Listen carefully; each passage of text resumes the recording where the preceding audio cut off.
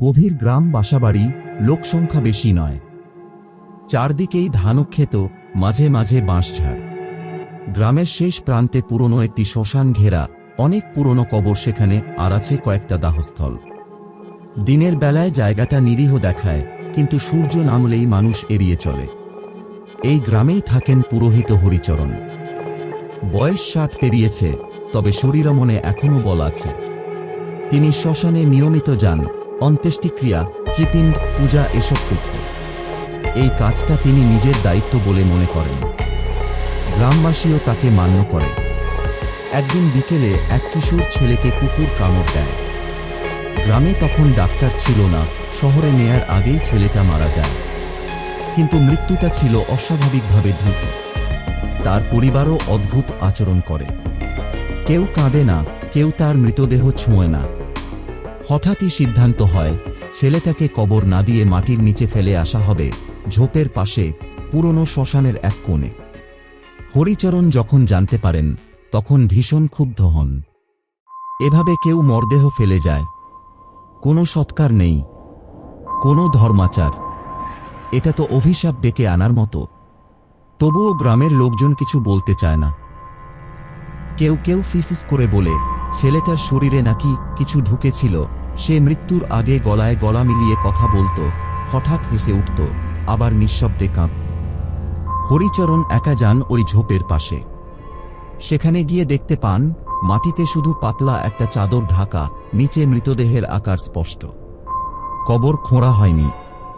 হরিচরণ মনস্থির করেন, তিনি অন্তত একটা প্রার্থনা করবেন, কিছু পাঠ পড়বেন আত্মার শান্তির জন্য।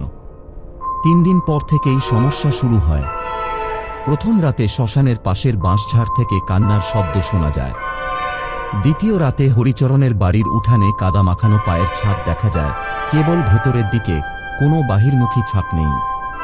তৃতীয় রাতে তিনি ঘুম থেকে জেগে দেখেন, ঘরের দরজাটা হালকা খোলা, বাতাসে দুলছে, আর দরজার ফাঁক দিয়ে দেখা যাচ্ছে এক জোড়া পা, খালি পা, মাটিতে কাদায় ভেজা। পরদিন সকালেই তিনি আবার যান সেই অদাফন কবরের কাছে। মাটির উপরিভাগ নরম, ভেজা, আর আশেপাশে গর্তের মতো জায়গা।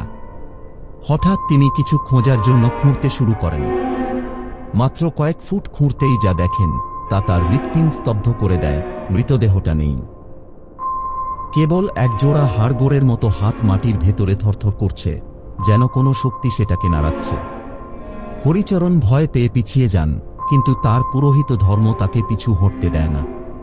তিনি বুঝতে পারেন, আত্মাটা শান্তি চায় না, প্রতিশোধ চায়। কিন্তু কার প্রতিশোধ? তিনি রাতেই প্রস্তুতি নেন। পূজার সরঞ্জাম, গঙ্গাজল, মন্ত্রপাঠের বই নিয়ে আবার যান কবরের পাশে। রাত তখন 12টা। চাঁদের আলোয় চারপাশে ছায়া নেমে এসেছে। হরিচরণ মন্ত্র পড়া শুরু করেন। হঠাৎ মাটি ফেটে শব্দ হয়, যেন ভেতর থেকে কেউ ধাক্কা দিচ্ছে। হরিচরণ এক মুহূর্ত থেমে যান। তখনই দেখতে পান, মাটি ফুঁড়ে বের হচ্ছে একটা হাত, শুকনো, কালচে, পোকায় খাওয়া হাত। সে হাত মাটির বাইরে উঠে আসে, তারপর একটা কাঁধ, তারপর মাথা। একটা বিকৃত দেহ, চোখে কোনো চোখপুতলি নেই, চোয়াল এক পাশে বাঁকা, দাঁতে দাঁত ঘষছে। তুই আমাকে ফেলে দিয়েছিলি, কোনো নাম করিসনি। আমি এসেছি। হরিচরণ কাঁপতে থাকেন, কিন্তু তিনি জানেন ভয় পেলে চলবে না।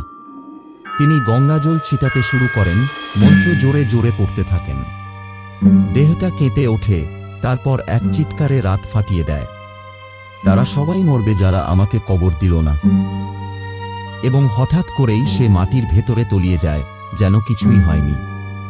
চারপাশ নিস্তব্ধ। পরদিন হরিচরণ পুরো গ্রাম ডেকে আনেন, সবকিছু খুলে বলেন। তিনি বলেন, যে আত্মার কোনো সৎকার হয় না, সে আত্মা শ্মশানে থেকেও শয়তানের রূপ নেয়। তারা তখন আর শান্তি চায় না, চায় রক্ত। গ্রামের লোকজন সেদিন সবার সম্মতিতে মৃত ছেলেটার শেষকৃত্য করে।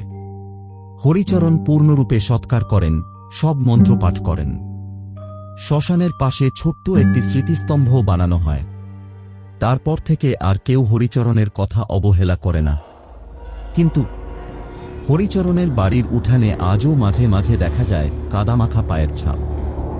কেবল ভেতরের দিকে। পরদিন হরিচরণ পুরো গ্রাম ডেকে আনেন, সবকিছু খুলে বলেন। তিনি বলেন যে আত্মার কোনো সৎকার হয় না, সে আত্মা শ্মশানে থেকেও শয়তানের রূপ নেয়। তারা তখন আর শান্তি চায় না, চায় রক্ত। গ্রামের লোকজন সেদিন সবার সম্মতিতে মৃত ছেলেটার শেষকৃত্য করে। হরিচরণ পূর্ণরূপে সৎকার করেন, সব মন্ত্র পাঠ করেন। শ্মশানের পাশে ছোট্ট একটি স্মৃতিস্তম্ভ বানানো হয়। তারপর থেকে আর কেউ হরিচরণের কথা অবহেলা করে না।